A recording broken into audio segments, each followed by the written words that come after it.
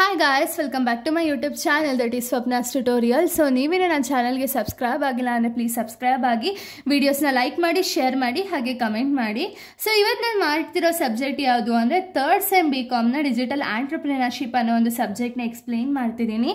So ಅದರಲ್ಲಿ chapter 2 ಬಂದುಬಿಟ್ಟು digital business models and commerce ಅಂತ ಹೇಳಿ ಈ ಒಂದು ಚಾಪ್ಟರ್ನ ನಾನು ಎಕ್ಸ್ಪ್ಲೇನ್ ಮಾಡ್ತಿದ್ದೀನಿ. ಸೊ ಈ ಒಂದು ಚಾಪ್ಟರಲ್ಲಿ ನಾನು ಆಲ್ಮೋಸ್ಟ್ ಎಷ್ಟೊಂದು ವೀಡಿಯೋಸ್ನ ಅಪ್ಲೋಡ್ ಮಾಡಿದ್ದೀನಿ. ಸೊ ಯಾರೆಲ್ಲ ಆ ವಿಡಿಯೋಸ್ನ ನೋಡಿಲ್ವೋ ಒಂದ್ಸತಿ ಆ ವಿಡಿಯೋಸ್ನ ನೋಡ್ಕೊಂಡು ಬಂದು ಈ ಒಂದು ವಿಡಿಯೋನ ನೋಡಿ, ಬಿಕಾಸ್ ನಿಮಗೆ ಕಂಟಿನ್ಯೂಷನ್ ಅನ್ನೋದು ಪ್ರಾಪರಾಗಿ ಸಿಗುತ್ತೆ ಅನ್ನೋ ಒಂದು ರೀಸನಿಂದ. ಸೊ ಈ ಒಂದು ವಿಡಿಯೋದಲ್ಲಿ ನಾನು ಸಬ್ಸ್ಕ್ರಿಪ್ಷನ್ ಮಾಡೆಲ್ ಬಗ್ಗೆ ಎಕ್ಸ್ಪ್ಲೇನ್ ಮಾಡ್ತಾ ಹೋಗ್ತೀನಿ. ಓಕೆನಾ?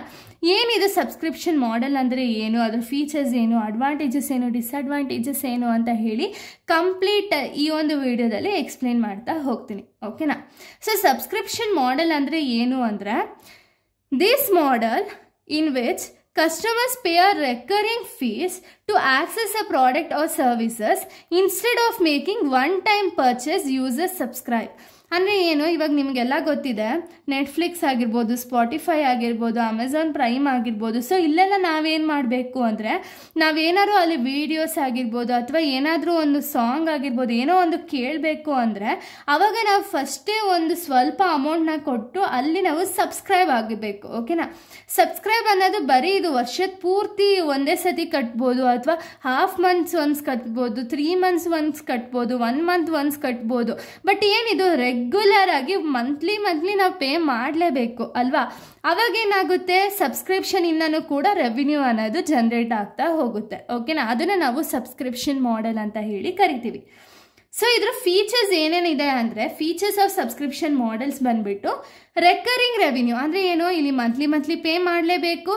ಸೊ ಇದರಿಂದ ರೆವಿನ್ಯೂ ಅನ್ನೋದು ಜನರೇಟ್ ಆಗ್ತಾ ಹೋಗುತ್ತೆ. ನೀವು ಕೇಳ್ಬೋದು, ನಾವು ಒಂದೇ ವರ್ಷದಲ್ಲಿ ಒಂದೇ ಸತಿ ಕಂಪ್ಲೀಟ್ ಅಮೌಂಟ್ನ ಪೇ ಮಾಡ್ತೀವಿ ಅಂತ ಹೇಳಿ.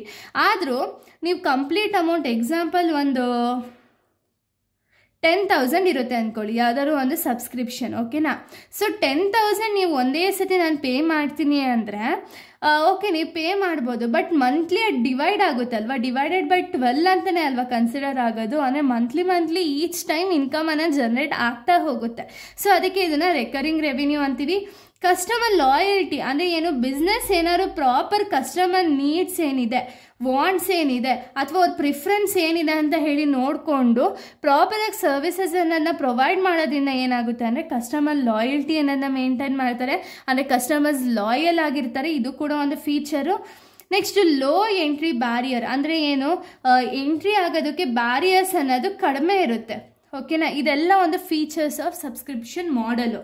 ಇನ್ನು ಬೆನಿಫಿಟ್ಸ್ನ ನಾವು ನೋಡೋದಾದ್ರೆ, ಬೆನಿಫಿಟ್ಸ್ ಬಂದ್ಬಿಟ್ಟು ಪ್ರಿಡಿಕ್ಟೇಬಲ್ ರೆವಿನ್ಯೂ ಸ್ಟ್ರೀಮ್ಸ್ ಅಂದರೆ ಏನು, ನಾವು ಪ್ರಿಡಿಕ್ಟ್ ಮಾಡ್ಬೋದು ಎಷ್ಟು ರೆವಿನ್ಯೂ ಬರುತ್ತೆ ಏನು ಅಂತ ಹೇಳಿ. ಫಸ್ಟ್ ಸಬ್ಸ್ಕ್ರಿಪ್ಷನ್ ಬೇಸ್ ಮೇಲೆ ನಾವು ರೆವಿನ್ಯೂನ ಪ್ರಿಡಿಕ್ಟ್ ಮಾಡ್ಬೋದು ಅಲ್ವಾ?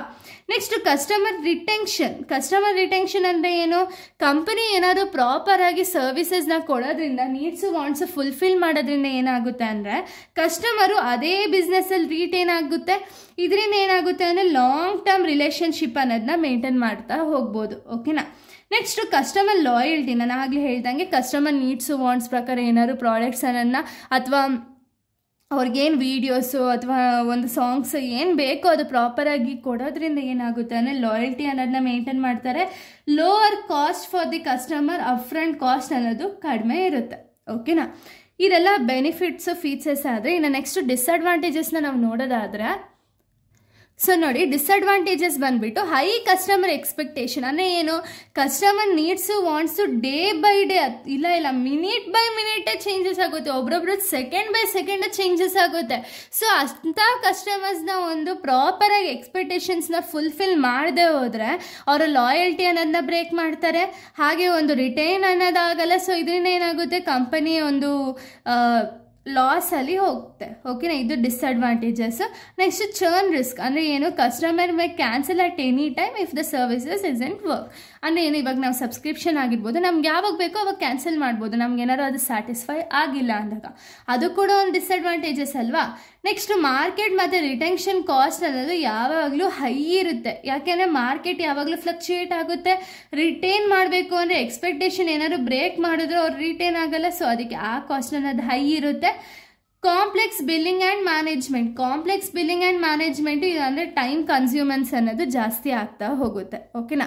ಇಷ್ಟು ಕೂಡ advantages, disadvantages and features of subscription based model ಆಗಿದೆ. ಇಲ್ಲಿಗೆ ಒಂದು ಟಾಪಿಕ್ ಅನ್ನೋದು ಕಂಪ್ಲೀಟ್ ಆಗುತ್ತೆ. ನೆಕ್ಸ್ಟ್ ವಿಡಿಯೋದಲ್ಲಿ ನಾನು ಬೇರೆ ಒಂದು ಟಾಪಿಕ್ನ ಎಕ್ಸ್ಪ್ಲೈನ್ ಮಾಡ್ತೀನಿ. So thank you guys, thanks for watching.